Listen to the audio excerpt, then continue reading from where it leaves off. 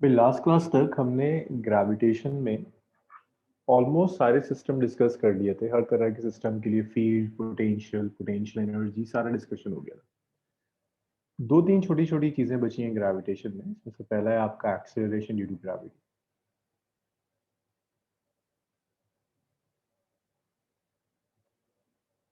Acceleration due to gravity. Although इसे use तो मैंने अब तक की कैलकुलेशंस में कर लिया है, और इसे अलग से स्टडी नहीं किया था। देखिए, acceleration due to gravity start होता है with the concept of gravity कि ग्रेविटी क्या चीज है।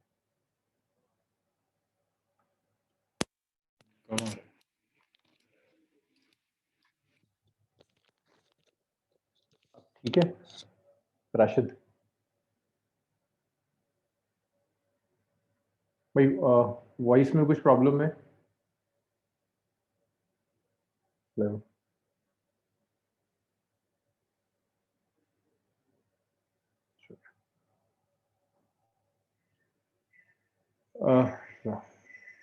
राशिद, और किसी को प्रॉब्लम नहीं आ रही? डल नहीं हो रहा ना साउंड? ठीक आ रही है ना आवाज?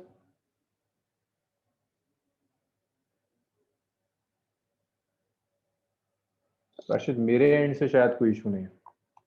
So acceleration due gravity start होता है with the concept of gravity. देखिए, ग्रेविटी का क्या मतलब है। अर्थ का जो ग्रेविटेशनल पुल है,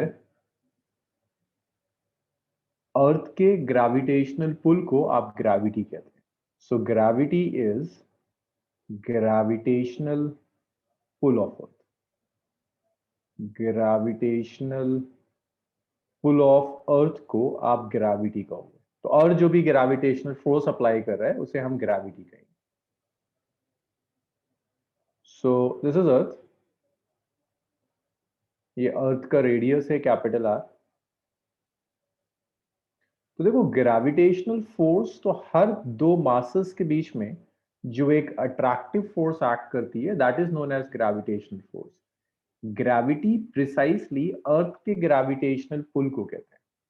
अर्थ का जो ग्रेविटेशनल पुल होगा, that gravitational pull is known as gravity. तो ये एक मास कैपिटल एम है, स्फीयर। इसके ऊपर आपने एक स्मॉल एम रख दिया। दोनों के सेंटर्स के बीच में जो सेपरेशन है, that separation is capital R. तो जो ग्रेविटी, जो फोर्स एक्ट कर रही होगी, that force is G M M over are square. अब से जहां जहां मैं कैपिटल एम यूज करूंगा, दैट्स मास ऑफ अर्थ। अगर हम कोई और प्लैनेट यूज कर रहे हैं तो उसी प्लैनेट के कॉन्टेक्स्ट में उस प्लैनेट का मास हो जाएगा। जहां भी मैं कैपिटल आर यूज कर रहा हूं, दैट्स रेडियस ऑफ अर्थ। अगर मैं कोई और प्लैनेट यूज कर रहा हूं तो उस पर्टिकुलर प्लैनेट का रेडियस हो जाएगा। तो ये अर्थ का मास और अर्थ का रेडियस होगा। तो ये ग्रेविटी है, दिस इज ग्रेविटी। अर्थ का ग्रेविटेशनल पुल, जिसे आप ग्रेविटी कह रहे हैं। नेक्स्ट है acceleration due to gravity. Next is acceleration due to gravity. तो एक्सिलरेशन ड्यू टू ग्रेविटी को स्मॉल जी से रिप्रेजेंट करते हैं। This is the gravitational pull of earth divided by mass. So force थी g M M by are square divided by small M, cancel हो गया। तो आपका एक्सिलरेशन ड्यू टू ग्रेविटी आ गया, it's ji m over are square. तो अगर आप ढंग से देखेंगे, depends only on mass of earth and radius of earth. It's independent of the mass of body. It depends only on mass and radius of Earth. It depends only on mass and radius of Earth.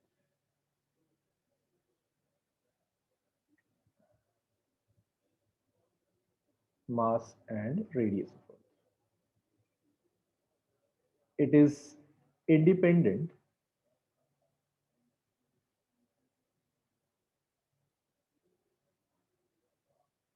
of mass of body. Body के मास से बिल्कुल independent है। सिर्फ और सिर्फ अर्थ के मास और radius पर ये डिपेंड करेगा एक्सेलरेशन ड्यू टू ग्रेविटी। अगर आप इसकी वैल्यू कैलकुलेट करेंगे तो देखो, अर्थ का जो मास है ये होता है रफली 6 into 10 raise to the power 24 kg। Earth का जब आप रेडियस लेंगे, this is precisely 6.4 into 10 raise power 6 metre. ऊपर वाले में काफी चीजें मैंने राउंड ऑफ करी है, बट नीचे वाला एग्जैक्ट है। तो जब आप ये सारी वैल्यू रखेंगे, देखिए कैपिटल जी होता है 6.67 into 10⁻11 multiplied by 6 into 10⁻24 divided by 6.4 into 10⁻6. जब आप ये सारा सॉल्व करेंगे, it comes out to be 9.8 metre per second square. Means आपका जो जी हमने ऐसे लिखा था, capital G M by are square, इसकी जो वैल्यू आती है that's more or less 9.8 metre per second square. But ये जो वैल्यू है एक्सीलरेशन ड्यू टू ग्रेविटी की, this is only on the surface, this is only on surface. Means अगर एक बॉडी अर्थ की सरफेस पर रखी हुई है तो उसके लिए जो एक्सीलरेशन ड्यू टू ग्रेविटी होगा दैट इज दिस। सो यहाँ जो बॉडी रखी है इसके लिए एक्सीलरेशन ड्यू टू ग्रेविटी की value 9.8 metre per second square होगा। अच्छा मैं एक बात बताओ, कितनों को ये लग रहा है कि ये बॉडी मूव नहीं कर रही तो इसका एक्सीलरेशन नहीं होना चाहिए? बिल्कुल ईमानदारी से कोई है ऐसा जिसे ये लग रहा हो कि भाई स्मॉल एम का एक्सीलरेशन मैं कैलकुलेट कर रहा हूँ but small M is at rest, this is acceleration of small M, है ना? कितनों को लग रहा है कि स्मॉल एम रेस्ट में है तो इसका एक्सीलरेशन 0 होना चाहिए? कोई नहीं है, किसी को परेशानी नहीं है इस चीज से कि एक रेस्ट में बॉडी और मैंने उसका एक्सीलरेशन लिख दिया? क्या बात है, किसी को परेशानी नहीं है ना? हाँ भाई, अगर किसी को मिसकंसेप्शन है और नहीं कह रहा है तो भाई एक्सीलरेशन होने के लिए जरूरी नहीं कि बॉडी मूव कर रही है, एक्सीलरेशन होने के लिए फोर्स होना जरूरी है। अगर एक बॉडी पर फोर्स एक्ट कर रही है और किसी वजह से बॉडी मूव नहीं कर पा रही, तब भी बॉडी में एक्सीलरेशन, फोर्स है तो एक्सीलरेशन। हर अगर बॉडी में 5 फोर्सेस एक्ट कर रही, F1 F2 F3 F4 F5, तो आप हर इंडिविजुअल फोर्स के लिए एक एक्सीलरेशन लिख सकते हैं। आप कह सकते हैं पहली फोर्स का एक्सीलरेशन ये रहा होगा, दूसरी फोर्स का एक्सीलरेशन ये होगा, nth फोर्स का एक्सीलरेशन ये आ जाएगा। हर इंडिविजुअल फोर्स के लिए एक एक्सीलरेशन।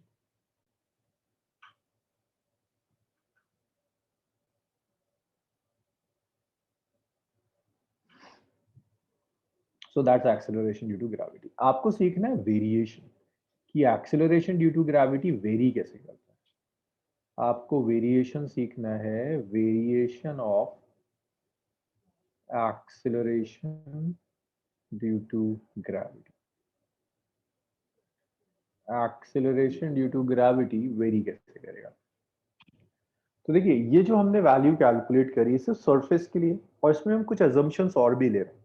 इसमें हम एज्यूम कर रहे हैं that earth is not rotating,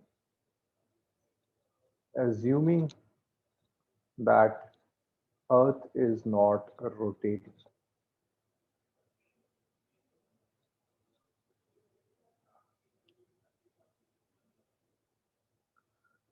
हम ये भी एज्यूम करके चल रहे हैं कि अर्थ परफेक्टली स्फेरिकल है, लेकिन आपको ये पता है लास्ट के दोनों अजम्पशंस गलत है। अर्थ रोटेट भी कर रही है और अर्थ परफेक्ट स्फेयर भी नहीं।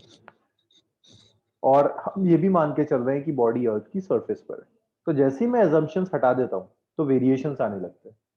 जैसे देखिए क्या क्या वेरिएशंस हो सकते हैं। हो सकता है ये मास अर्थ की सरफेस पर ना होकर कुछ हाइट पर रखा हुआ, अर्थ की सरफेस से उठाकर कुछ हाइट पर रख दिया, तो यहाँ भी एक्सेलरेशन ड्यू टू ग्रेविटी की कुछ वैल्यू होगी। ये भी पॉसिबिलिटी है कि मास सरफेस पर ना होकर अंदर रखा हो, कुछ डेप्थ में रखा हो, एक्सेलरेशन ड्यू टू ग्रेविटी की वैल्यू चेंज हो जाएगी। हो सकता है आपकी अर्थ रोटेट करना शुरू कर दे, acceleration due to gravity change हो जाएगा। हो सकता है आपका अर्थ परफेक्ट स्फीयर ना होकर पोल्स और इक्वेटर पर अलग वैल्यूज हो, तो आपका acceleration due to gravity change हो जाएगा। तो ये वेरिएशंस हैं आपके। सो पहला हम वेरिएशन लेते हैं विद हाइट। विद हाइट मैं डेरिवेशन में बहुत ज्यादा डेप्थ में नहीं जाऊंगा, बट एक बेसिक आपको आइडिया दूंगा कि ये डिराइव कैसे होता है, फिर हम डायरेक्ट एक्सप्रेशन लिखेंगे। So this is Earth, radius of Earth is capital R, mass of Earth is capital M. मैंने बॉडी को यहां रख दिया एट अ हाइट एच, तो ये r प्लस एच को आप स्मॉल आर लिख सकते हैं। सो अगर आप देखो सरफेस पर था gm बाई आर स्क्वायर, अगर आप कुछ हाइट पर ले जाओगे तो उसको g नहीं लिख रहा, मैं g प्राइम लिख रहा हूँ, इसको आप लिख सकते हैं gm by small R square. Small R को आप क्या लिख सकते हैं, आर प्लस एच, तो ये आ जाएगा gm by are plus H का होल स्क्वायर। यहाँ से भी आप r कॉमन ले सकते हैं तो r स्क्वायर बाहर आ जाएगा, r स्क्वायर से लिख सकते हो gm बाय आर स्क्वायर, देखिए बाहर आ गया, ये क्या बच गया 1 plus H by R. gm by are square का स्मॉल g लिख सकते हैं, तो small g 1 plus H by R to the power minus. So this is acceleration due to gravity at a height H. अब इतने mature आप लोग हैं कि अगर ऐसा देगा या ऐसा देगा तो आप रिलेट कर सकते हैं। अब इसी में अगर मैं आपको एक अजम्पशन दे दूं, मैं आपसे कहूं कि भाई जो हाइट है ये हाइट रेडियस से बहुत बहुत कम है, तो जो एक्सेलरेशन ड्यू टू ग्रेविटी होगा दैट्स g1 माइनस 2h। तो अगर हम कुछ हाइट पे चले जाएं तो ये होगा, अगर हाइट बहुत बहुत कम है रेडियस से तो ये ऐसे निकल कर आएगा। कुछ छोटी छोटी चीजें और हैं भाई, अगर आपसे कहता है वेट कैसे वेरी कर रहा है, वेट जो होता है बॉडी का that's mg। So variation in acceleration due to gravity and variation in weight is same, mass change नहीं होता है ना। बॉडी को ऊपर और नीचे ले जाने पर मास में कोई चेंज नहीं आएगा। मास में चेंज तब आएगा जब या तो आप बॉडी को ब्रेक कर दें, हाँ, या फिर आप उसे बहुत ही ज्यादा स्पीड से मूव कराना शुरू करें, स्पीड के साथ भी मास चेंज। तो change in weight is same as that of acceleration due to gravity. Change in weight and acceleration due to gravity is same.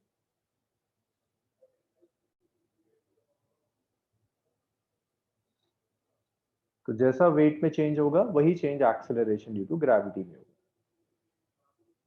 अब इसके बाद वो आपसे कहता है अच्छा हाइट के साथ तो कर लिया, विद डेप्थ बताइए। तो देखिए जब आप डेप्थ में जाएंगे ना तो एक इशू आता है। मान लीजिए अर्थ है,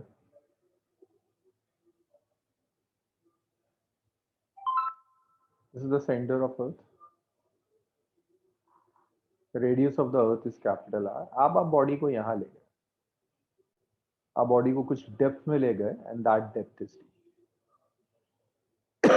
तो सेंटर से लेकर बॉडी तक जो सेपरेशन है small r, that's basically r minus.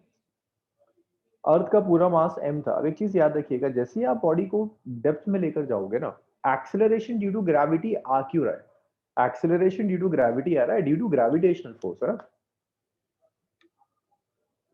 Gravitational force है ना, उसी की वजह से तो एक्सेलरेशन ड्यू टू ग्रेविटी मिल रहा है। ग्रेविटेशनल फोर्स कौन एग्जर्ट करता है? पूरा अर्थ। लेकिन यहां पर जब आपने मास को डी डेप्थ में रख दिया तो पूरा मास नहीं एग्जर्ट करेगा। आप कर क्या सकते हो, आप इसे स्मॉल m से इसको दो रीजन में डिवाइड कर दीजिए। एक वो रीजन होगा जो इनसाइड स्मॉल m होगा, एक वो रीजन होगा जो आउटसाइड स्मॉल m। ये वाला रीजन स्मॉल m पर फोर्स नहीं लगाएगा, तो इस वाले रीजन का मास एक्सेलरेशन ड्यू टू ग्रेविटी में कंट्रीब्यूट नहीं करता। सिर्फ ये जो अंदर का मास है ये कंट्रीब्यूट करेगा, जिसका रेडियस आप लिख सकते हैं स्मॉल आर। इसको मैं लिख देता हूं, शायद कहीं किसी तरह से कंसेप्चुअल में आपसे पूछ लिया जाए। Only mass of earth within small r will exert gravitational force। Small r के अंदर जो मास होगा वही मास होगा जो ग्रेविटेशनल फोर्स एग्जर्ट करेगा, और कोई मास ग्रेविटेशनल फोर्स एग्जर्ट नहीं करता। तो ऐसे ये डेप्थ के साथ जाएगा।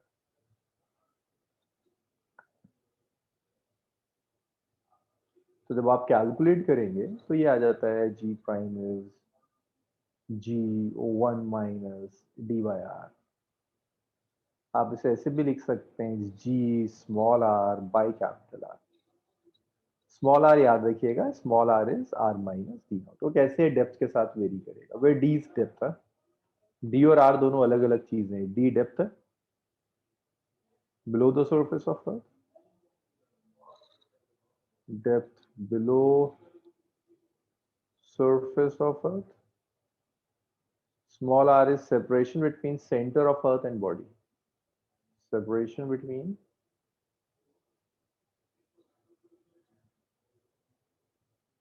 center of earth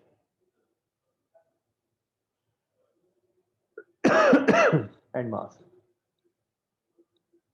इनके बीच में जो सेपरेशन है दैट सेपरेशन इज स्मॉल। वैसे डेप्थ के साथ वेरी करता है। फिर वो आपसे कहता है अच्छा सेंटर पे बता दो यार, सेंटर पे कितना होगा। जैसे आप अर्थ के सेंटर पे जाओगे ना, अर्थ के सेंटर पर स्मॉल आर जीरो हो जाएगा। स्मॉल आर जीरो होने का मतलब है acceleration due to gravity zero हो जाएगा।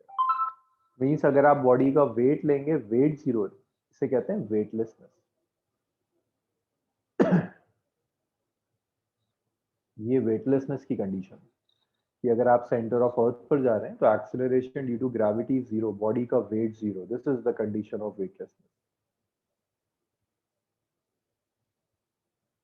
This is the condition of weightlessness.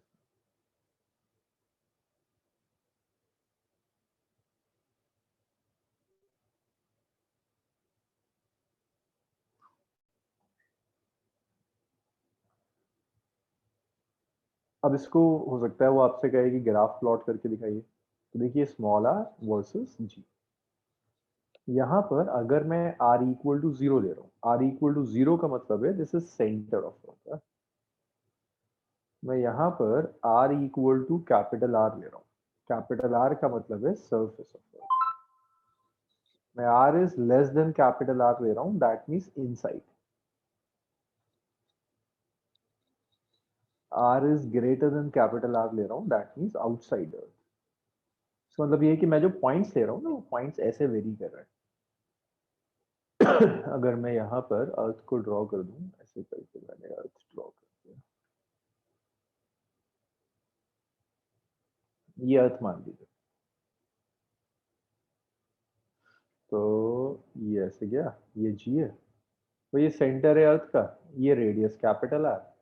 तो अगर आप लेस देन आ रहे हैं तो यहाँ पर हैं आप, जब ग्रेटर देन कैपिटल आ रहे हैं तो आप यहाँ जा रहे हैं। अब इनसाइड देखिए, डेप्थ में इनसाइड जी कैसे वेरी कर रहा है, directly proportional to R, means जो ग्राफ होगा that graph will be a straight line. जब आप बाहर जाएंगे तो ये कैसे वेरी करेगा, 1/r² से वेरी करेगा। हाइट में ना 1/r² से वेरी कर रहा है। 1/r² से वेरी करने का मतलब है ये कुछ हाइपरबोलिक हो जाएगा।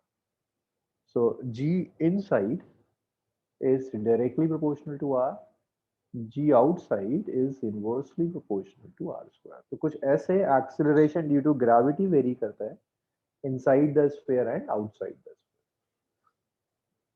चलिए इतना लिखिए, फिर उसके बाद इसमें कुछ क्वेश्चंस लिख, फिर बाकी वेरिएशंस बनाएंगे।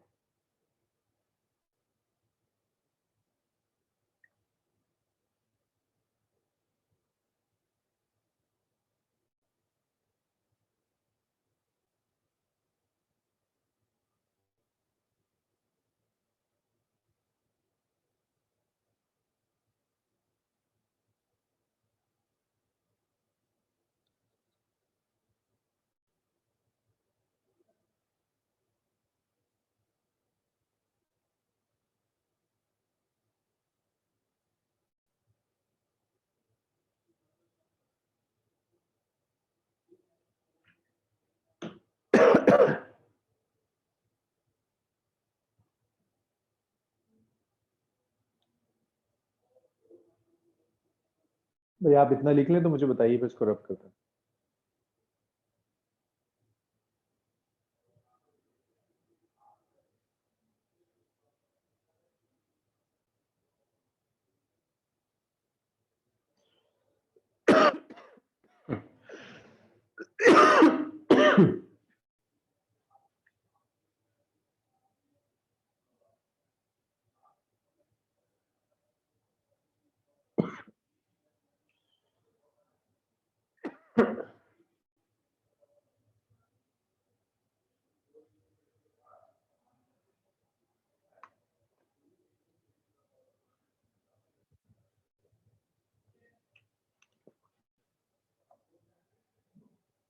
भाई ये भी लिख लिया आप लोगों ने?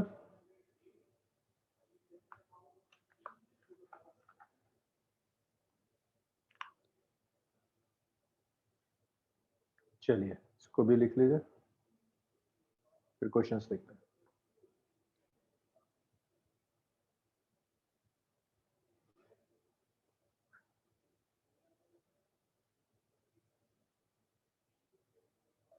चलिए अब इसमें एक टॉपिक और है दो और इनफैक्ट दो वेरिएशंस देखते हैं, फिर उसके बाद न्यूमेरिकल्स तो आप करोगे ना, मैं जल्दी जल्दी बता दूंगा आपको।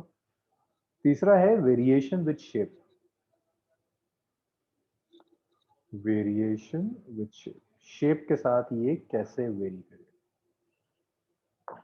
तो अगर आप अर्थ को ड्रॉ करेंगे, देखिए अर्थ परफेक्ट स्फीयर नहीं है, अर्थ एलिप्सॉइड ऐसा है, अर्थ ऐसा है। ये इक्वेटोरियल रेडियस है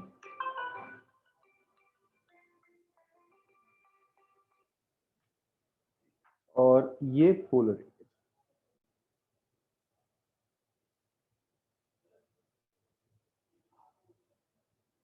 ये इक्वेटर है।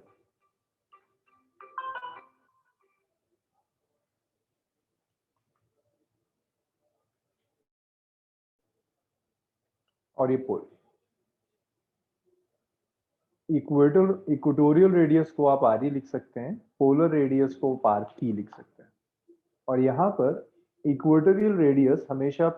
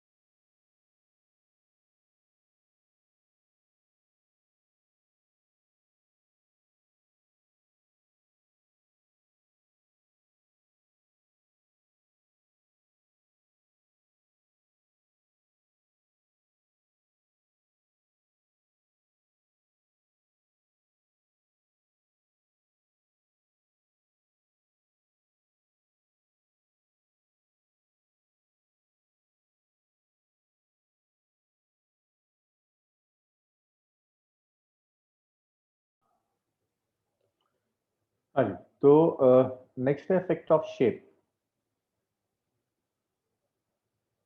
इफेक्ट ऑफ शेप, शेप का इफेक्ट कैसे पड़ेगा।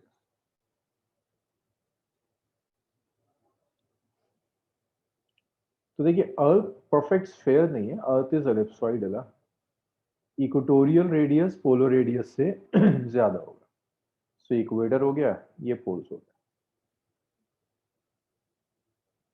इक्वेटोरियल रेडियस को आर ई क्यू कह देता हूं, पोलर रेडियस को आर सबस्क्रिप्ट में पी लगा देता हूं।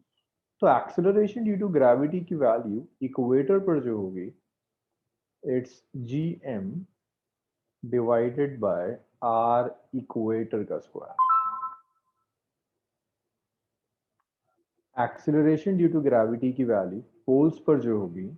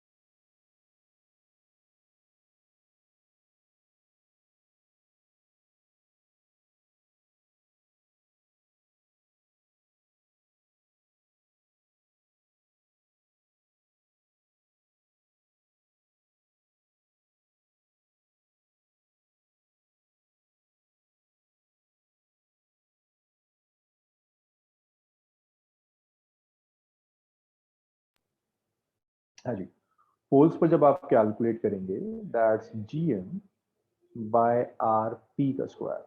अब देखिए polar radius is less than the radius of equator, तो आप कह सकते हैं एक्सेलरेशन ड्यू टू ग्रेविटी की वैल्यू पोल्स पर ज्यादा होगी as compare to equator. Although ऐसा नहीं है कि एक पॉइंट पर 9.8 है तो दूसरे पर 8.8 हो जाएगा, इतना डिफरेंस नहीं होता, डिफरेंस 0.1 0.01 बहुत माइन्यूट डिफरेंस होता है, बट यस डिफरेंस एग्जिस्ट करता है, बहुत माइन्यूट होगा लेकिन डिफरेंस एग्जिस्ट करेगा। पोल्स पर एक्सेलरेशन ड्यू टू ग्रेविटी ज्यादा होगा हर हाल में इक्वेटर के कंपेरिजन, और ये डिफरेंस है, पोल्स पर वैल्यू इक्वेटर से थोड़ी सी ज्यादा। इसके बाद लास्ट आता है effect of rotation of earth. Effect of rotation,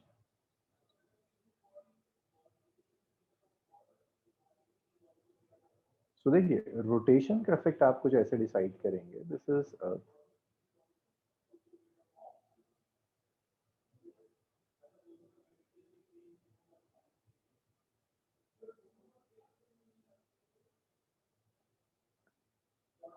earth rotate कर रहा है with an angular velocity of omega, omega की एंगुलर वेलोसिटी से अर्थ रोटेट हो रहा है। Radius of the earth is capital are.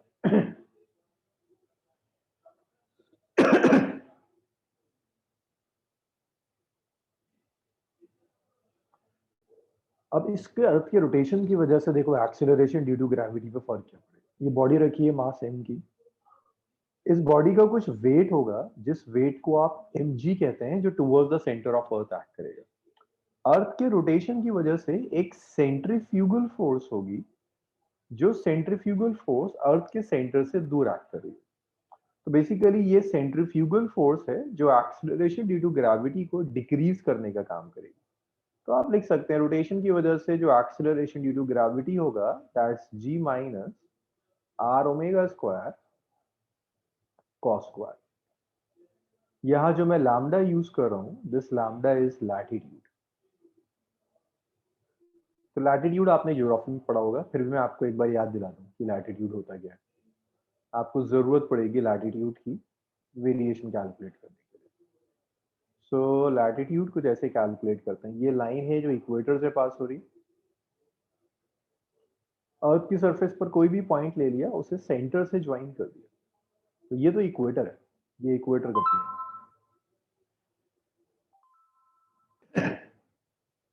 ये लाइन इक्वेटर के साथ जो भी एंगल बनाएगी, इस एंगल को लैटिट्यूड कहते हैं। अगर आप पोल्स पर जाओगे, पोल्स के लिए यहाँ होता है ना pole, north pole south pole, poles के लिए आपका जो लैटिट्यूड होगा वो 90 डिग्री हो जाएगा। तो अगर मैं यहाँ सब्सटीट्यूट करूं तो आपको मिलेगा g prime is g minus are omega square cos square 90, cos 90 zero, तो g प्राइम g के इक्वल आ जाएगा, पोल्स के इक्वल। g के इक्वल आने का मतलब है नो इफेक्ट ऑफ रोटेशन, अर्थ के रोटेशन का कोई इफेक्ट नहीं पड़ेगा। बट अगर आप इक्वेटर पर आते हैं ना, अगर आप इक्वेटर पर आते हैं, इक्वेटर पर लैम्डा होगा 0 डिग्री।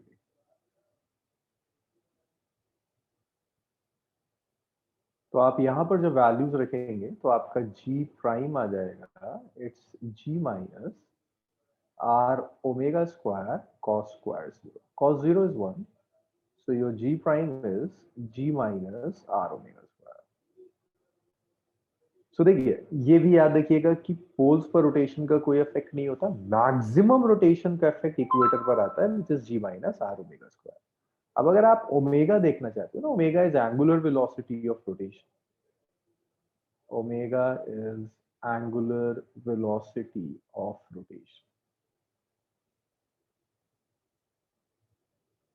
आप ओमेगा को लिख सकते हैं, it's 2 pi by capital T, ये ओमेगा है, और टाइम पीरियड है 24 hours, it's 24 into 60 into 60 seconds हो जाएगा। तो यहाँ से आप ओमेगा आसानी से कैलकुलेट कर सकते हैं, this is 2 pi over 24 into 60 radian per second. This is the angular velocity, इस एंगुलर वेलोसिटी से सब रोटेट करेगा। सो ये दोनों भी लिख लीजिए, फिर इसके बाद आप क्वेश्चन शुरू करोगे, और क्वेश्चंस आप सॉल्व करेंगे, मैं खास हेल्प नहीं करूंगा।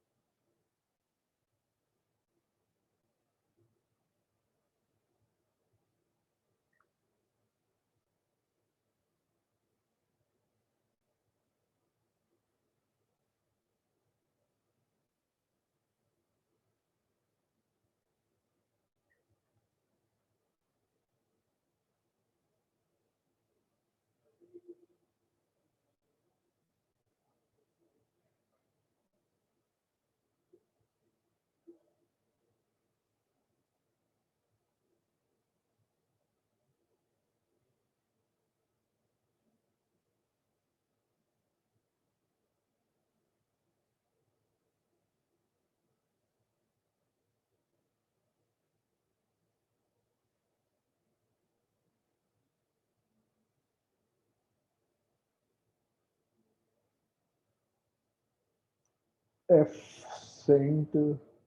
सेंट्रीफ्यूगल।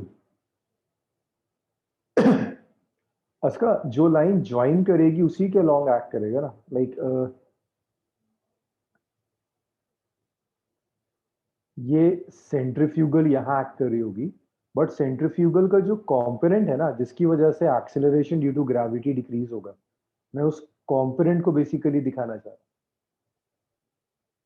इसका एक कंपोनेंट यहाँ जाएगा, एक कंपोनेंट यहाँ जाएगा, तो हम सिर्फ ये कॉस वाला कंपोनेंट लेंगे जो exactly acceleration due to gravity के ऑपोजिट है।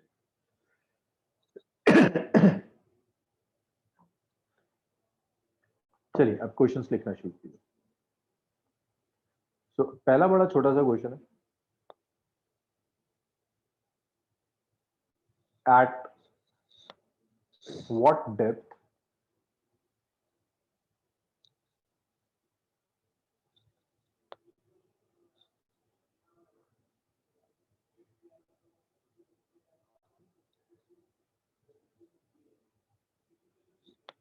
will weight of body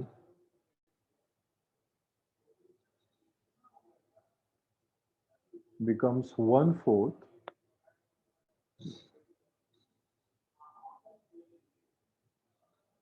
of its weight at the surface।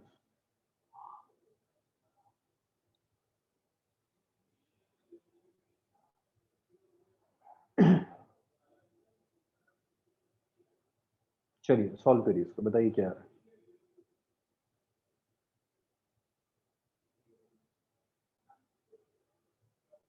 देखो जो कुछ भी वो वेट के लिए कह रहा है ना, उसे आप समझो एक्सेलरेशन ड्यू टू ग्रेविटी के लिए कह रहा है। जो वेरिएशन वेट का होगा वही exact variation acceleration due to gravity का होगा।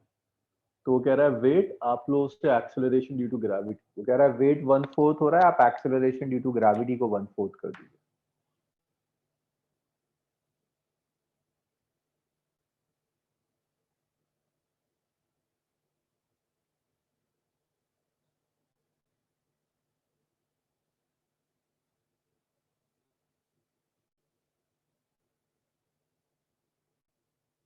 ठीक है, गुड। मेघना का सही आ रहा है, और किसी का आंसर?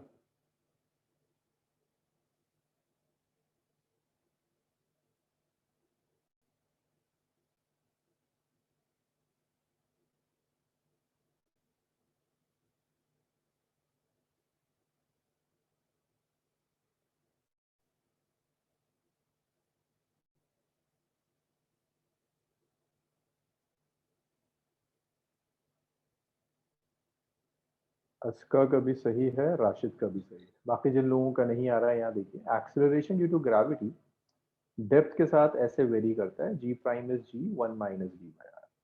वो आपसे कह रहा है acceleration due to gravity initial value का जस्ट 1/4 है, तो जी प्राइम की जगह आप जी बाय 4 रख दीजिए। G by 4 is g 1 minus D by r. आपको डी चाहिए, तो देखिए जी प्राइम से जी कैंसिल हो गया, 1/4 is 1 minus D by R. आप ऐसे लिख दीजिए, डी बाय आर कितना आ गया, 1 - 1/4। भाई 1 - 1/4 इज 3/4, तो ये आ गया d/4 इज 3/4। तो यहाँ से d मिल गया 3/4 आर। सादिया का भी सही था, मदिया, फौजिया, अमन, आजम, ठीक है।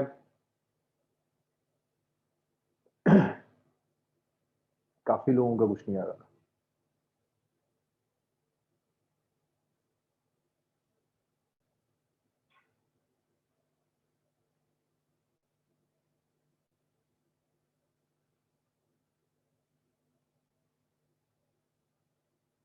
चलिए ये हो गया आपका ना।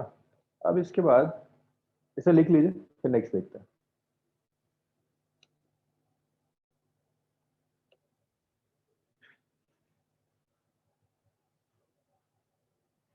नेक्स्ट क्वेश्चन देखिए,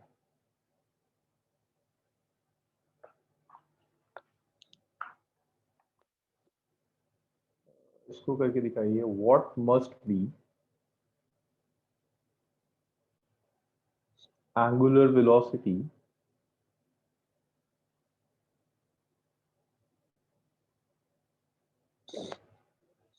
of Earth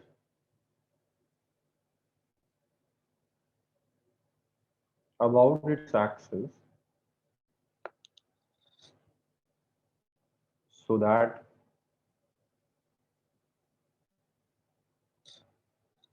body at equator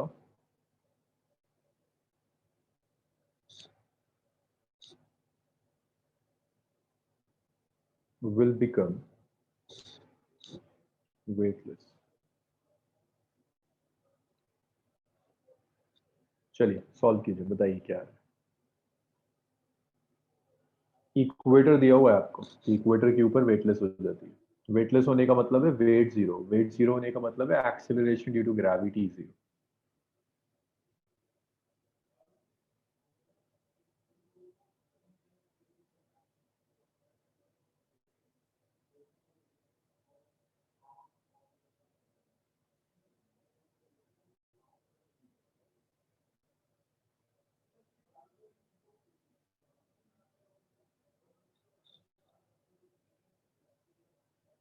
Momina का ठीक है, राशिद का ठीक है, और किसी का आंसर? अस्का का ठीक है, 3 आंसर्स ठीक है। और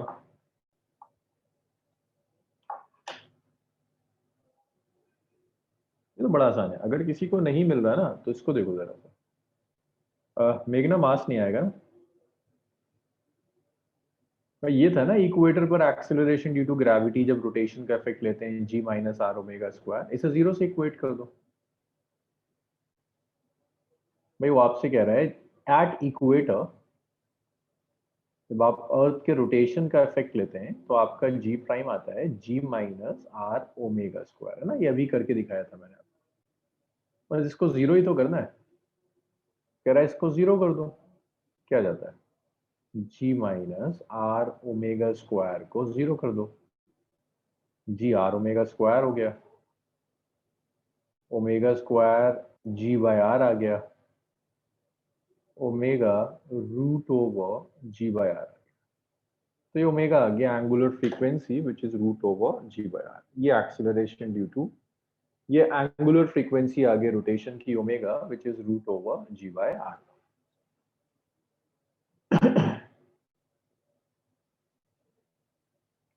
this is omega which is root over ji by are.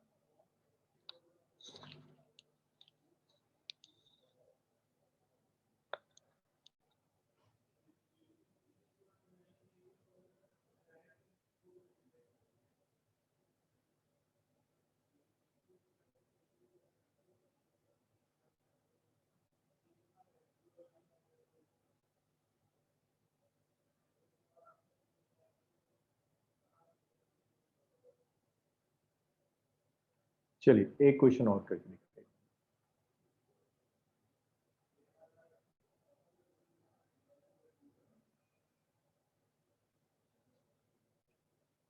Find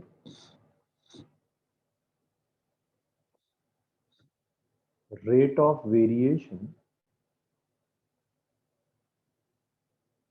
of acceleration due to gravity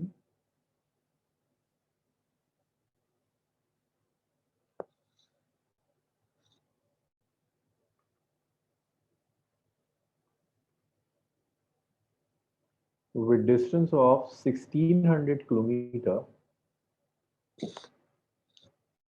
above and below the surface of Earth।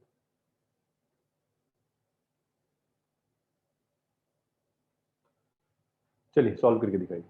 तो ये एक्सेलरेशन ड्यू टू ग्रेविटी नहीं पूछ रहा है कि 600 1600 की हाइट और 1600 की डेप्थ में क्या होगा। वो आपसे पूछ रहा है rate of variation, means D G over d are पूछ रहा है।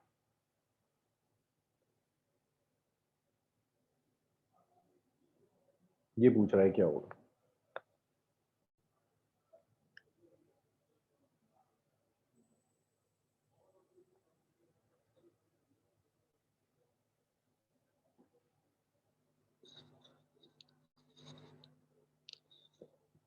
करिए सॉल्व करिए, बताइए मुझे।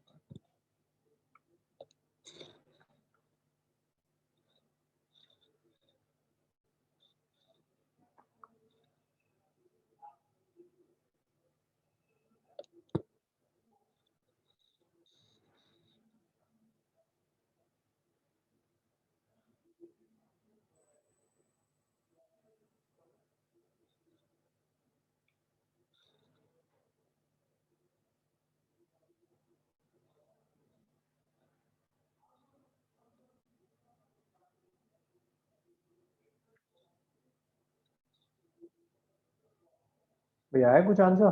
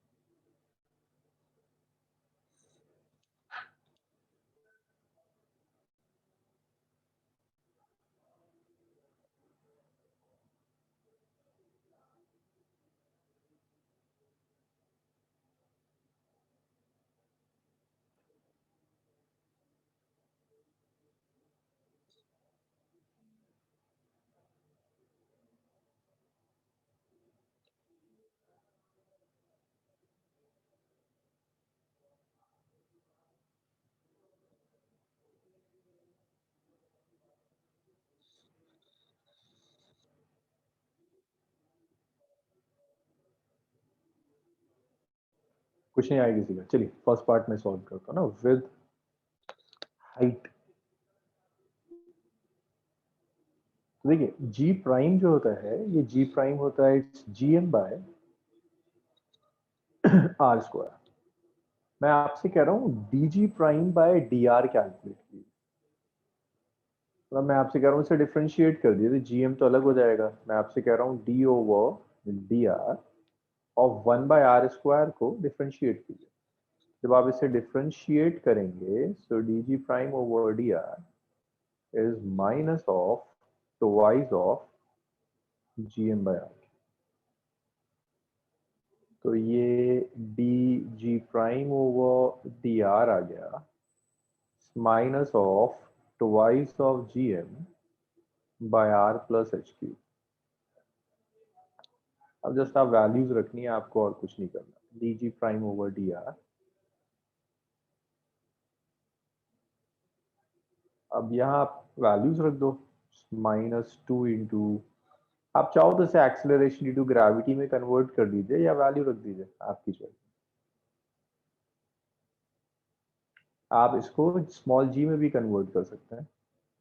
कैपिटल आर इज 6400, ये आ गया 1600, और बस ख्याल रखना है कि ये किलोमीटर है ना, तो 10⁻³ का एक क्यूब और आ जाएगा। ये किलोमीटर है तो 1000 का क्यूब एक और आ जाएगा।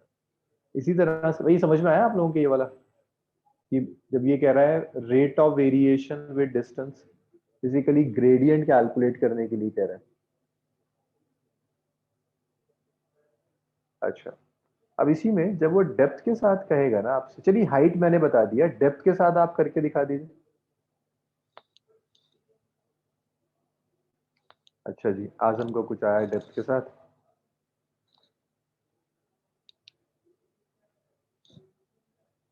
आजम ये सही आ रहा है, प्लस गलत आ रहा है बस।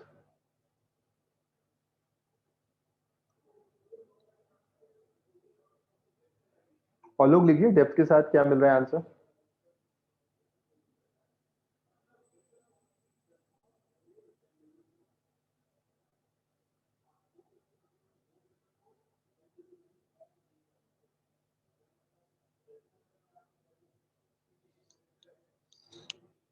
ठीक है, इसका चेक करते हैं।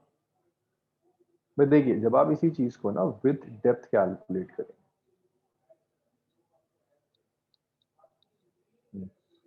देखिए डेप्थ के साथ जी होता है G1 minus d by are, और इसे हमने ऐसे लिखा था g into small r by capital r. जब आप डी जी प्राइम ओवर डी आर लोगे तो ये आ जाएगा जी बाई कैपिटल आर। और एक चीज का ख्याल रखिएगा, ये भी डिक्रीज करेगा, इंक्रीज नहीं होगा। जैसे जैसे आप डेप्थ में जाते हैं acceleration due to gravity decrease होता है, हाइट पर जाओगे डिक्रीज होगा, मैक्सिमम सरफेस पर होता है। ये तो बताता है ये वाला ग्राफ।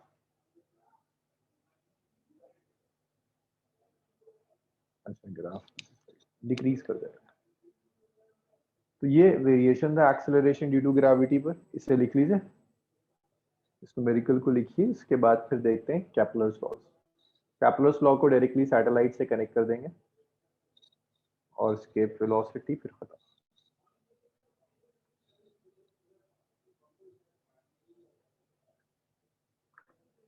अपने सैटेलाइट्स को सॉल्व करना ना कैप्लर्स लॉ से आसान हो जाता है, तो जो भी आप कैप्लर्स लॉ में पढ़ेंगे उसी को हम सैटेलाइट पे लगा देंगे, क्योंकि सैटेलाइट्स और प्लैनेट्स के मोशंस में या सैटेलाइट और प्लैनेट्स की फिजिक्स में कोई बहुत ड्रास्टिक फिजिक्स में चेंज नहीं आता, फिजिक्स एक ही।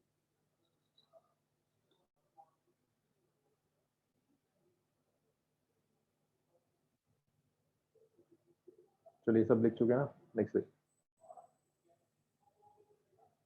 Kepler's law.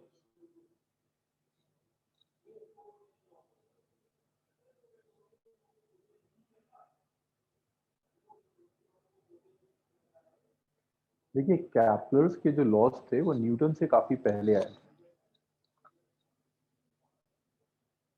Newton's law of gravitation से बहुत पहले ये कैप्लर्स लॉज आए। और अगर आप न्यूटन्स लॉ ऑफ ग्रेविटेशन पढ़ेंगे और आपको कैप्लर्स लॉ ढंग से आता है तो आप देख सकते हो कि न्यूटन्स लॉ ऑफ ग्रेविटेशन में कहीं ना कहीं कैप्लर्स के लॉस के प्रिंट दिखते हैं। तो ये पहले न्यूटन्स लॉ से पहले आया था।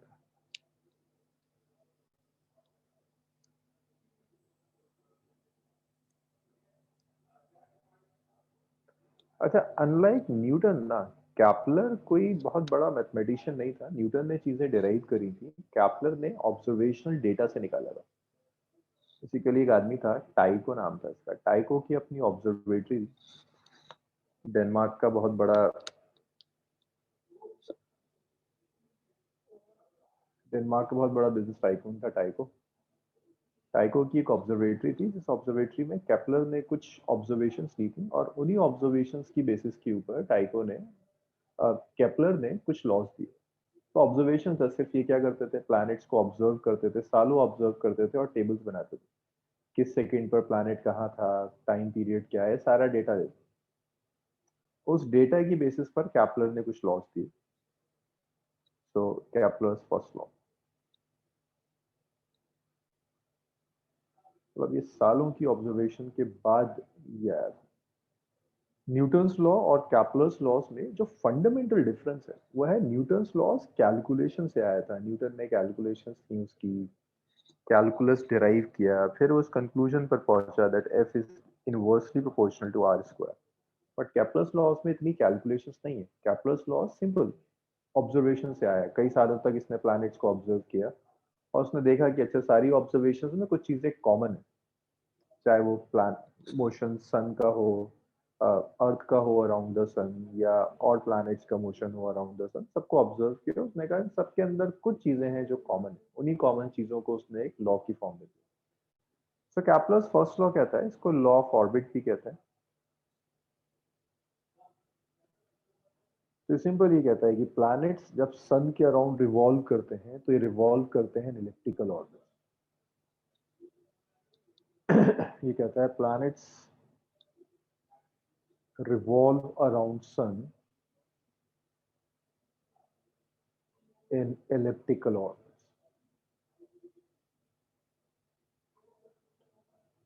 प्लैनेट सन के अराउंड एलिप्टिकल ऑर्बिट में रिवॉल्व करेंगे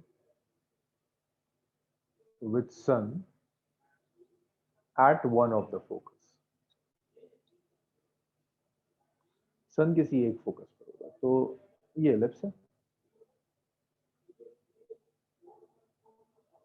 यहाँ कहीं सन है। अच्छा, यहाँ इसको ना बड़ा ढंग से देखना एलिप्स को।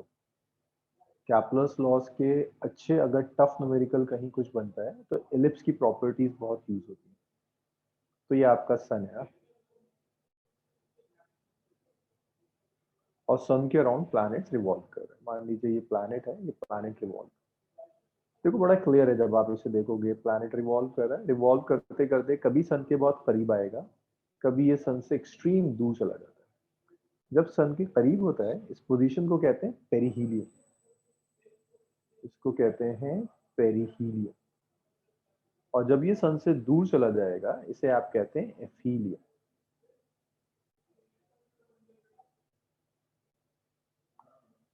पेरिहीलियन आप ऐसे याद रख सकते हैं भाई, सन के पास है तो वो पेरिहीलियन बन रहा है, पी से पास और पी से पेरिहीलियन, और दूर चला गया तो फिर एफीलियन हो जाएगा। और अमूमन ना ये हमेशा कंफ्यूजन रह जाता है, आपको पेरिहीलियन और एफीलियन तो याद रहेगा, ये याद नहीं रहेगा कौन सा करीब का है कौन सा दूर का है। तो पास से पेरिहीलियन याद रखा जा सकता है।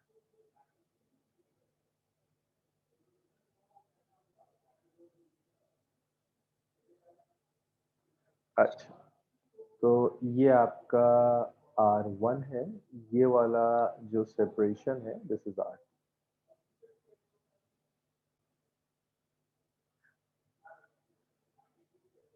जब करीब है तो पेरिहीलियन, दूर चला गया तो एफीलियन, ये R1 और ये R2 है। तो ये पहला लॉ था कि जब भी प्लैनेट सन के अराउंड इवॉल्व करते हैं तो इवॉल्व करते हैं इलेप्टिकल ऑर्बिट में, और सन किसी एक फोकस पर होगा। तो कभी ये प्लैनेट करीब आएगा, कभी दूर चला जाएगा। जब प्लैनेट करीब आएगा तो ग्रेविटेशनल फोर्स बढ़ जाएगी, जब दूर जाएगा तो ग्रेविटेशनल फोर्स कम हो जाएगी। अब उस ग्रेविटेशनल फोर्स के चेंज होने की वजह से सेकंड लॉ आता है, कैप्लर्स सेकंड। Kepler's second.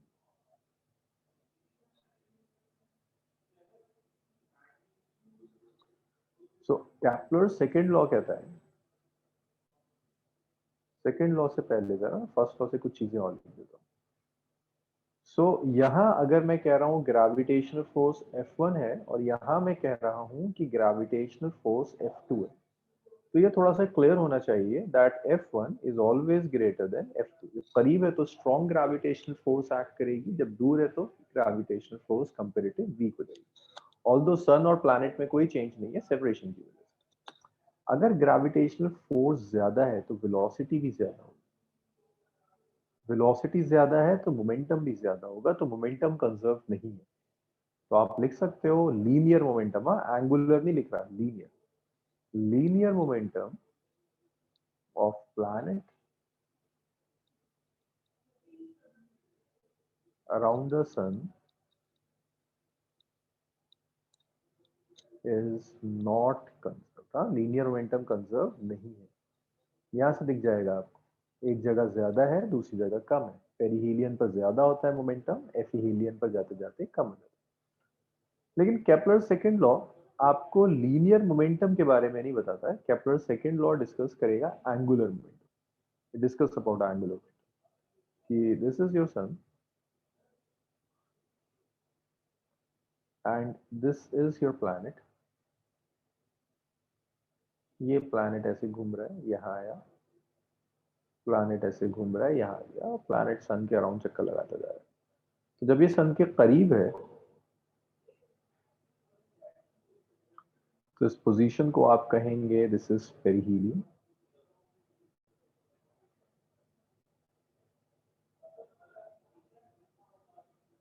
और जब ये दूर चला जाएगा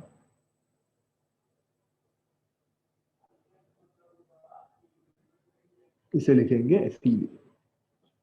तो ये सेपरेशन R1 था, ये सेपरेशन R2।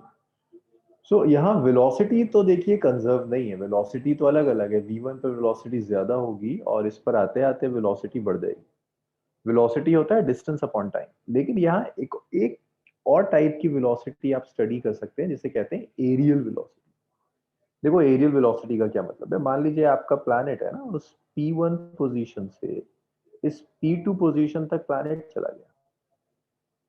तो ये तो आपको देखना चाहिए कि लीनियर वेलोसिटी कंजर्व नहीं है, लीनियर वेलोसिटी चेंज करेगा। बट जब P1 से P2 पोजीशन तक प्लैनेट गया तो प्लैनेट ने इतना एरिया कवर किया, ये एरिया इतना प्लैनेट कवर कर गया। और जब ये P3 से ये P4 तक आया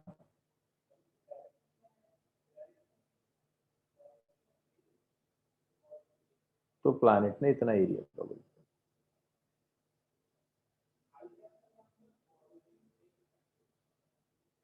तो अगर हम इस एरिया डिवाइडेड बाय टाइम ले लें, भाई इस एरिया को, ये कुछ एरिया है और ये कुछ एरिया है, यहाँ जो एरिया है उस एरिया को लेट्स से मैं कहता हूँ A1, और इस एरिया को कवर करने में जो टाइम लगा दैट इज T1। इस एरिया को मैं कहता हूँ A2 और इसे कवर करने में टाइम लगा A2। तो केपलर सेकंड लॉ कहता है कि जो एरियल वेलोसिटी है ना, areal velocity of planet around sun is conserved. Planet around sun is conserved. Sun के अराउंड जो एरियल वेलोसिटी होगी वो areal velocity conserve. Areal velocity को आप लिख सकते हैं it's area by time, so it's a1/t1 is equal to a2/t2। तो आप लिख सकते हैं a1/t1 is a2/t2 is equal to constant, areal velocity constant रहेगी। इसे आप ऐसे भी लिख सकते हो कि dA/dt इज कांस्टेंट। अब मैंने अभी रोटेशन नहीं कराया, रोटेशन से पहले आपको ये करा दिया। रोटेशन में आप देखोगे कि इस एरिया को आप एंगुलर मोमेंटम से कनेक्ट कर सकते हैं।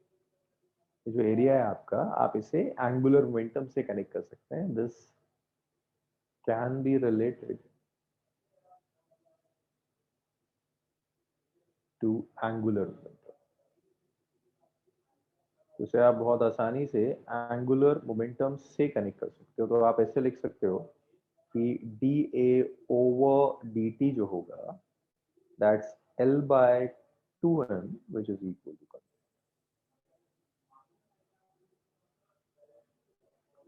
so dA/dt is L/2m constant होगा, where L is angular momentum of planet,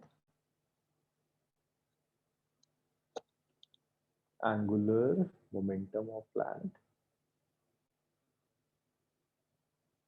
और m is mass of planet। तो देखिए जब आप सेकेंड लॉ पढ़ोगे, एंगुलर केप्लर सेकेंड लॉ, तो स्टेटमेंट यही आता है कि एंगुलर वेलोसिटी और areal velocity of planet around the sun is conserve. This is Kepler second law. लेकिन ये जो स्टेटमेंट है ना, dA/dt इक्वल टू कांस्टेंट, इसे आप बहुत ज्यादा न्यूमेरिकल्स में यूज नहीं कर सकते।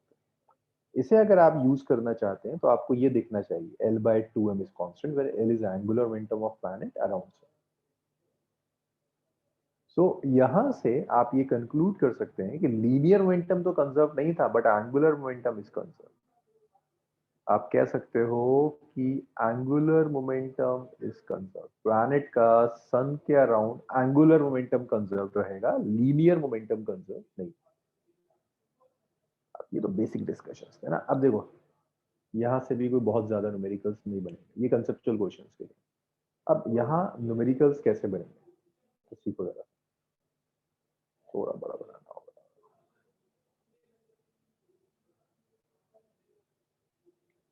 अच्छा ये बताइए, अगर ये एलिप्स की जगह सर्कुल होता, पाथ सर्कुलर होता एग्जैक्ट प्लैनेट, तो R1 और R2 में क्या रिलेशन आता?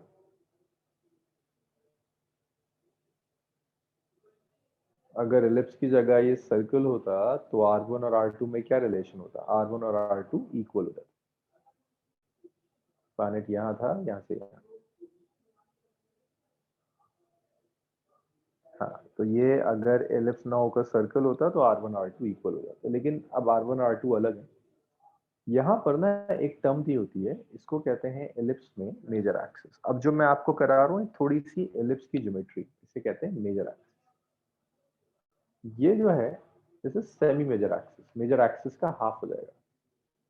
This is semi major axis, ये जो पोर्शन है this is semi major axis, major axis का half. This is semi major axis, this is half of major axis, इसे आप सेमी मेजर एक्सिस कहेंगे। और ये जो सेमी मेजर एक्सिस है ना, इसकी लेंथ ए के इक्वल होती है, स्मॉल ए से रिप्रेजेंट कर रहे हैं। This is half of major axis, semi major axis आप इसे कह रहे हैं। ये जो R1 होता है, इस R1 को आप ऐसे लिख सकते हैं, दिस इज A माइनस ए। ए तो सेमी मेजर एक्सिस है, ई एसेंट्रिसिटी है, आपको एलिप्स की एसेंट्रिसिटी देगा अगर इस लेवल पर आपसे न्यूमेरिकल सॉल्व करवा रहा है। इसी तरह से आप R2 को लिख सकते हैं, दिस इज A प्लस ए। इसके एडवांस क्वेश्चंस के लिए देखिए, अब जो मैं आपको करा रहा हूँ इसमें कम चांसेस होते हैं नीट पे यहाँ से क्वेश्चंस आने के, बट मैं पूरी तरह से रूल आउट नहीं कर सकता इसको, इसीलिए मुझे ये डिस्कस करना पड़ेगा। एसेंट्रिसिटी है a semi major axis, R1 और R2 आपको सेपरेशन मिल गए। अब एक बार अगर आपको ये मिल गया और ये प्लैनेट है आपका मास m का, वो सन के अराउंड घूम रहा है, मुझे बता सकते हो यहाँ कौन कौन सी टर्म्स होंगी जो कंजर्व्ड होंगी, कौन कौन से कंजर्वेशन लॉज में यूज कर सकता हूँ? अगर ये प्लैनेट सन के अराउंड रिवॉल्व कर रहा है, कौन कौन से कंजर्वेशन लॉज हम यूज कर सकते हैं? सोचिए जरा, मतलब समझिए न्यूमेरिकल आ गया, वो आपसे पूछ रहा है यहाँ पर कौन कौन से कंजर्वेशन लॉज वैलिड होंगे, जरा बताओगे। देखिए राशिद का आंसर आया जो बिल्कुल सही है भाई, अस्का का सही है। मेघना, आप एक टर्म मिस कर रही हैं मेघना। मदीहा, फौजिया, नबीला।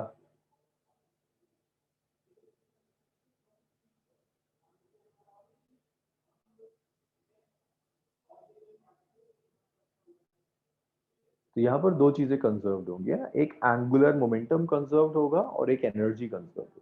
तो यहाँ पर मैं कंजर्वेशन ऑफ एनर्जी लगा सकता हूँ, कंजर्वेशन ऑफ एनर्जी। कहाँ कहाँ लगा रहे हैं, एट पेरीहीलियन एंड एफीलियन। पेरीहीलियन पर भी कंजर्वेशन ऑफ एनर्जी लगा रहे हैं और हम एफीलियन पर भी कंजर्वेशन ऑफ एनर्जी लगा रहे हैं। तो कैसे लगा रहे हो, ये मास यहाँ रखा है, इस मास की यहाँ वेलोसिटी है v1, यहाँ मास की वेलोसिटी हो जाती है v2, तो यहाँ मास के पास एक काइनेटिक एनर्जी होगी which is half M v1 square, plus sun का मास अगर मैं कैपिटल एम ले लेता हूँ, एम एस लिख देता हूँ ना, सन भी तो इसके साथ इंटरेक्ट करेगा, तो इसमें अंदर एक पोटेंशियल एनर्जी होगी minus G mass of sun small M divide by R. इसी तरह से जब ये दूर जाएगा तो इसमें काइनेटिक एनर्जी होगी which is half M V two square. इसमें एक पोटेंशियल एनर्जी भी होगी which is minus G mass of sun small M divided by are. ये एनर्जी कंसेप्ट है, ये एनर्जी कंजर्वेशन हो गया, half M V one square minus G M S M by R one, half M V two square minus G M S M by R two. ये conservation of energy लगा सकते हैं। देखिए आप conservation of angular momentum भी लगा सकते हैं, conservation of angular momentum. Eccentricity के लिए परेशान मत होइएगा, अलग अलग कोनिक सेक्शंस के एसेंट्रिसिटी अलग होती है, अगर ये क्वेश्चन आएगा तो एसेंट्रिसिटी आपको देगा, उसकी टेंशन मत लीजिएगा।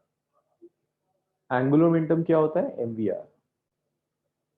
तो जब पार्टिकल यहाँ पर है लेफ्ट हैंड पर पेरीहीलियन पर है तो M V one R one, जब पार्टिकल एफिलियन पर पहुंच गया M V two are.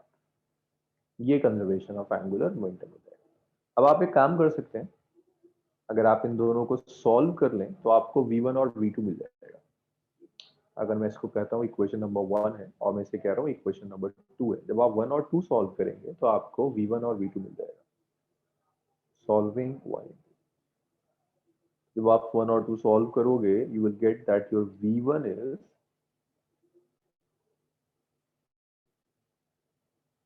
Root over gm by a। इन दोनों इक्वेशंस को सॉल्व किया, r1 और r2 की जस्ट वैल्यू रखी उठाकर 1 माइनस ई बाय 1 प्लस, और ऐसे ही आप v2 लिख सकते हैं कि जब आप, सॉरी ये v2 है और ये v1 हो जाएगा, it's root over G M by A 1 plus E by 1 minus ई।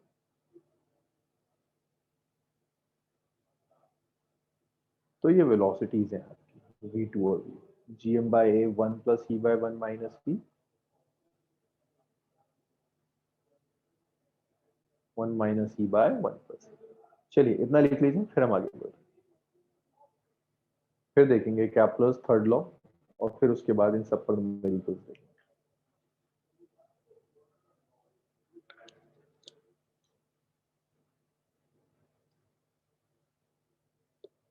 भाई इतना हो जाए तो मुझे बताइएगा सर, अब करते हैं नेक्स्ट स्लाइड पर आएंगे।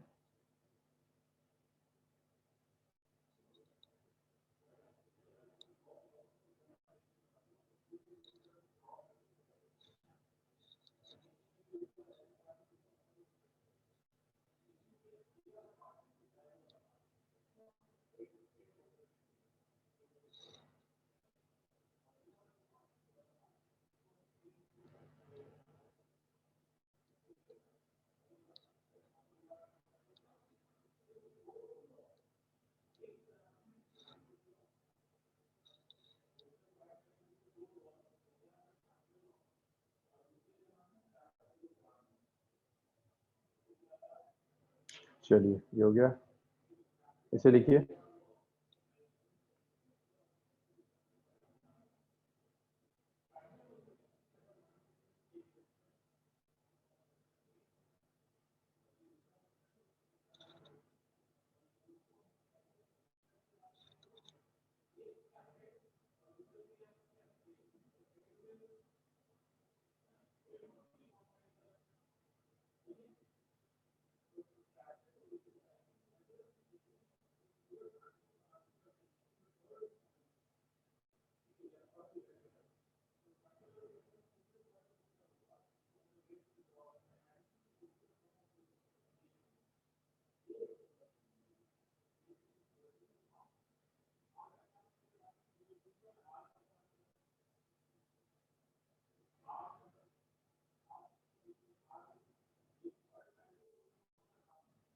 भाई लिखिए, इतना हो जाए बताइए मुझे।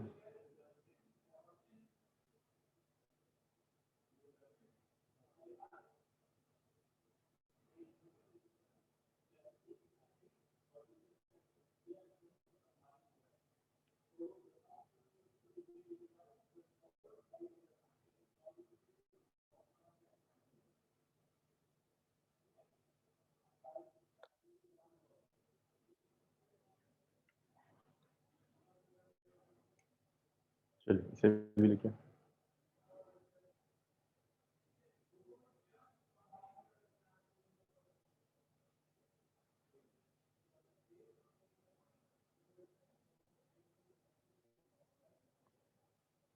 इसके बाद कैप्लर्स थर्ड लॉ देखिए, फिर हम न्यूमेरिकल्स पर आते हैं।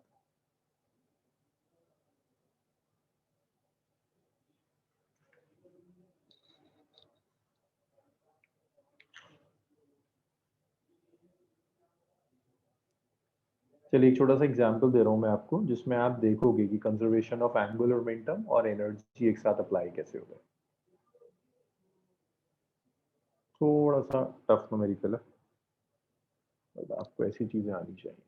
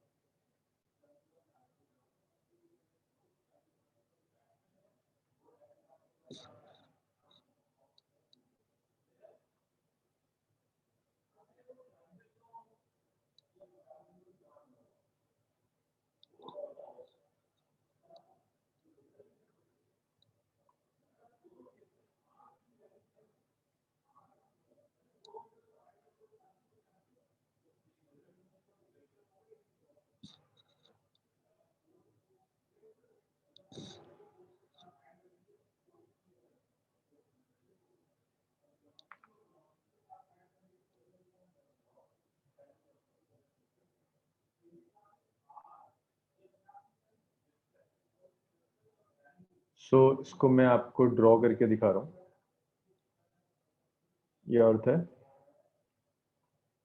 जो आपने कंजर्वेशन ऑफ एंगुलर मोमेंटम और एनर्जी सीखा है, बस उसको आप अप्लाई करना सीखोगे।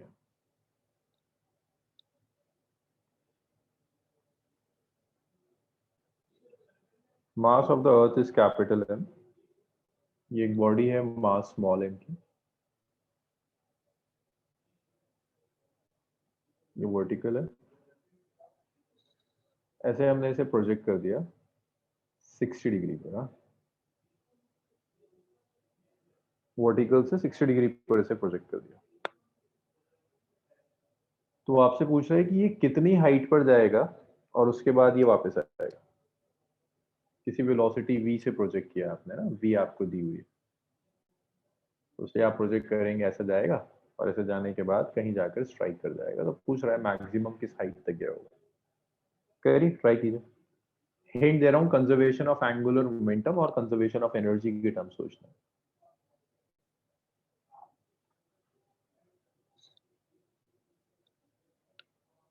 देखो इसे मान लो ना, कुछ ये पॉइंट P है जहां से आपने प्रोजेक्ट किया। This is highest point Q, this is the highest point H। यहाँ हाइट मैक्सिमम है, दिस इज हाईएस्ट पॉइंट।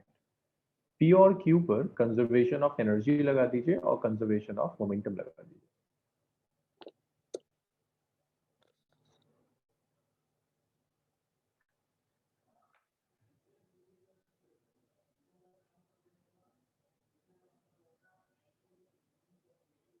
ख्याल रखिएगा, अगर ये 90 डिग्री पर नहीं ना, किसी एंगल पर है, तो इसको लिखिएगा MVR। लिखा था मैंने MVR साइन थीटा, लिखिएगा जो भी एंगल है। हाई वेलोसिटी और जहां से आपने प्रोजेक्ट किया उसके बीच का जो एंगल है, वो एंगल यूज होगा। ऐसे यहाँ पर तो खैर वेलोसिटी परपेंडिकुलर हो जाएगी, तो कोई इशू नहीं। थीटा 90 डिग्री हो जाएगा।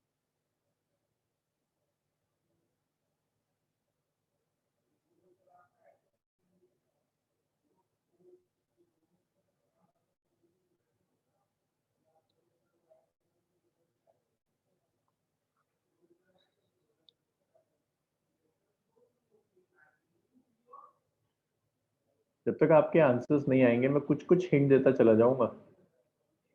देखिए अगर इतना भी नहीं हो रहा तो इस हिंट से काम चलाने की कोशिश कीजिए कि यहाँ से यहाँ गया, तो ये जो सेपरेशन है ये सेपरेशन स्मॉल आर है, ये कैपिटल आर था, तो यहाँ लगाइए कंजर्वेशन ऑफ एंगुलर मोमेंटम, यहाँ लगाइए कंजर्वेशन ऑफ एंगुलर मोमेंटम। चलो इस पॉइंट पर मैं बता देता हूँ, पी पर मैं बता देता हूँ,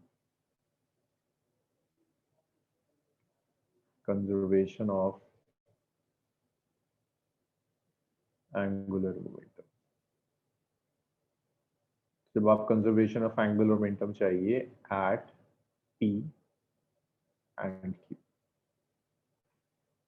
तो पी पर जो कंजर्वेशन ऑफ एंगुलर मोमेंटम होगा that's M velocity v capital R sin 60,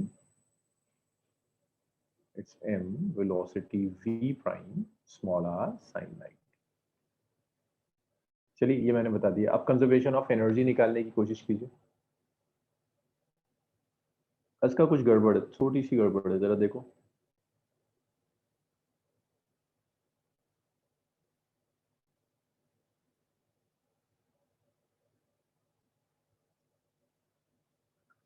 बस मुझे स्मॉल आर निकाल दो। देखो एक बार स्मॉल आर आ गया तो हाइट तो आ ही जाएगी ना, स्मॉल आर ये तो आर है इतना, ये एच हो जाएगा तो हाइट तो आ जाएगी। स्मॉल आर निकाल दो, कंजर्वेशन ऑफ एनर्जी लगा दो बस यहाँ।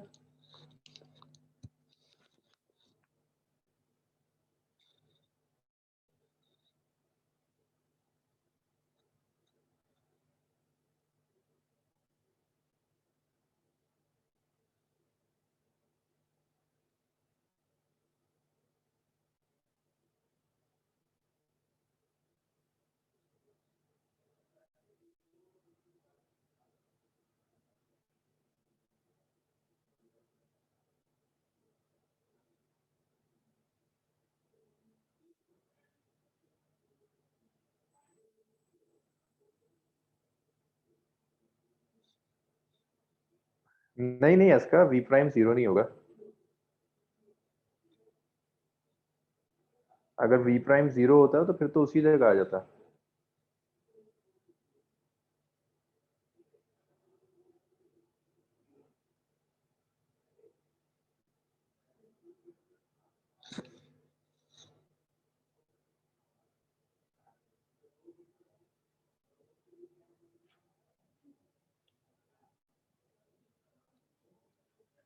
चलिए कंजर्वेशन ऑफ एनर्जी भी मैं लगा देता हूँ, हाफ एम वी स्क्वायर। देखिए काइनेटिक एनर्जी, पोटेंशियल एनर्जी होगी minus of G M M by capital R, जैसा आपने लास्ट में किया था।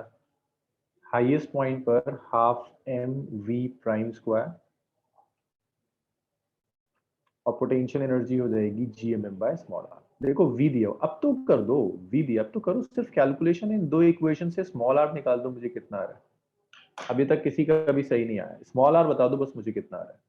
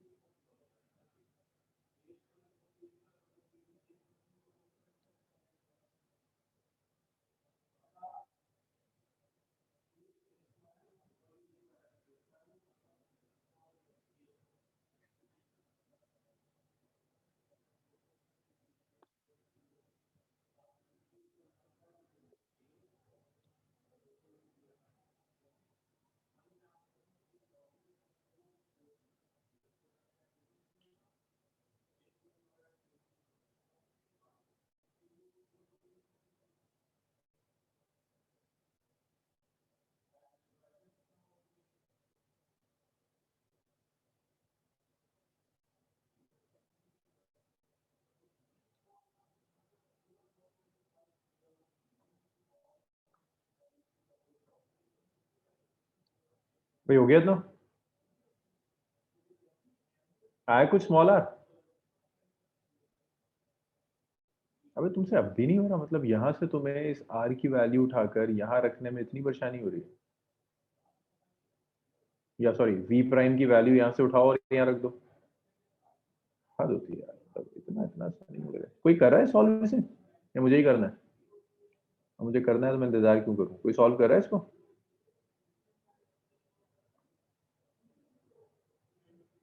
कोई नहीं कर रहा। देखिए, so this is half M V square. v की वैल्यू रख दीजिए। देखिए v कितना है, under root G M by R. तो ये आ जाएगा G M by capital R minus it's G M M by capital R. V prime यहां से उठा के रख दीजिए। वी प्राइम कितना है, M V R sine 60 by small R. M से तो एम कैंसिल हो गया। साइन 60 होता है √3/2। तो यह half M V square R square √3/2 is 3/4 divided by small r square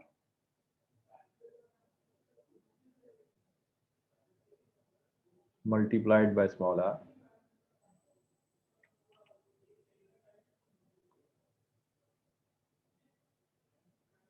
minus of gmm by small r। अब जब आप इसे सॉल्व करेंगे, it's gmm by 2r minus gmm by r। ये आ जाएगा minus of gmm by 2r minus of gmm by 2r। तो ये आ गया half M V square R square by are square into 3/4। और कुछ नहीं हो सकता इसका। V square R square by are square 3/4 और कुछ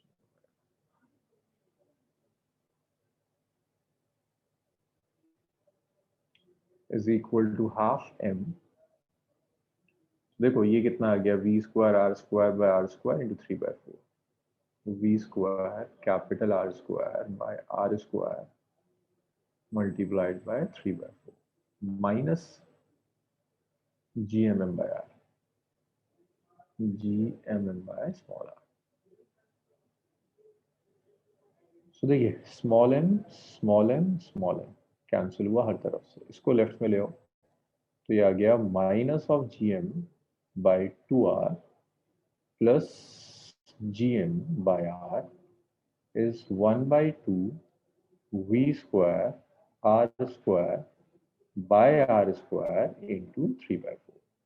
तो ये आ जाएगा G M by 2r is half v square r square by r square into 3/4। सो ये r से ये स्क्वायर कैंसिल हो गया।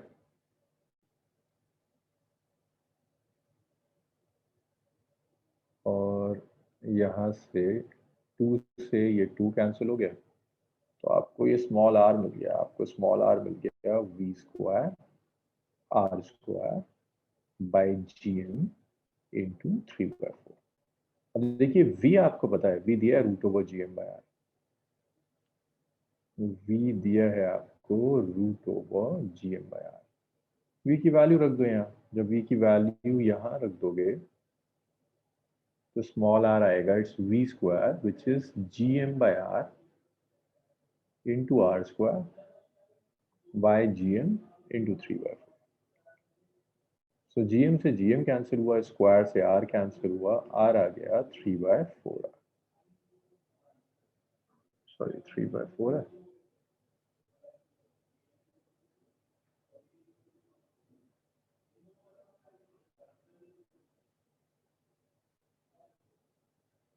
गड़बड़ 2 का मिस हुआ है।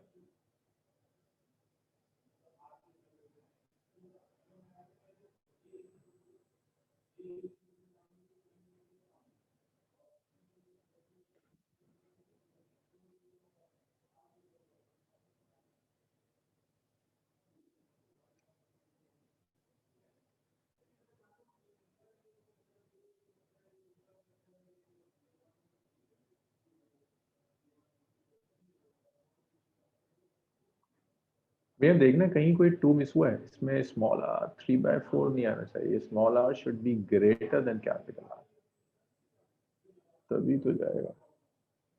फर्स्ट इक्वेशन में r था, ये तो स्मॉल r ही है ना।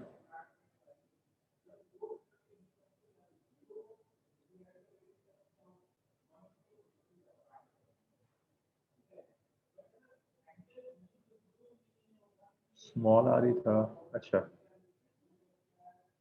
ओके, ये था।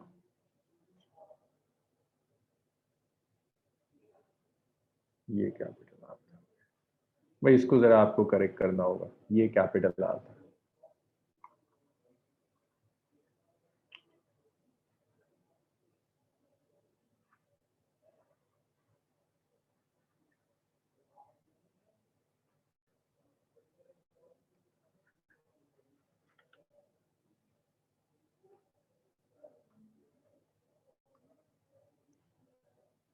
सो v की वैल्यू आप रख सकते हो, v is root over G M by are,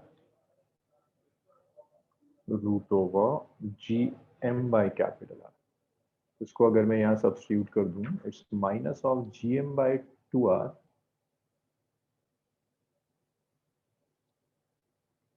plus G M by R half R square by small R square, ये आ गया G M by R into 3/4। Square से कैंसिल हो गया, तो आपको ये मिल गया minus of G M by 2r plus G M by R is equal to it's ji M R by small R square into 3/4। तो भाई यहाँ से ना आपकी स्मॉल आर में एक क्वाड्रेटिक इक्वेशन बनेगी स्मॉल आर स्क्वायर में, इसका एक रूट आएगा, तो टाइम हो गया मेरे साथ से, 3/2r। स्मॉल आर आपका 3/2r आएगा, इसे लिख लीजिए,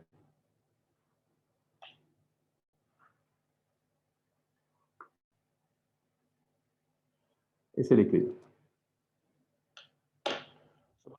का एक लॉ रह गया, थर्सडे ग्रेविटेशन खत्म हो जाएगा, देन स्टार्ट विद रोटेशन।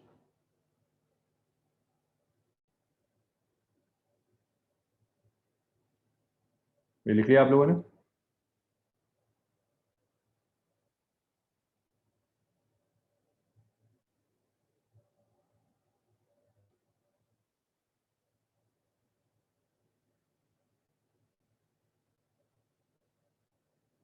चलिए आज इसे यहीं छोड़ते हैं, कल कंटिन्यू करेंगे इलेक्ट्रोस्टैट।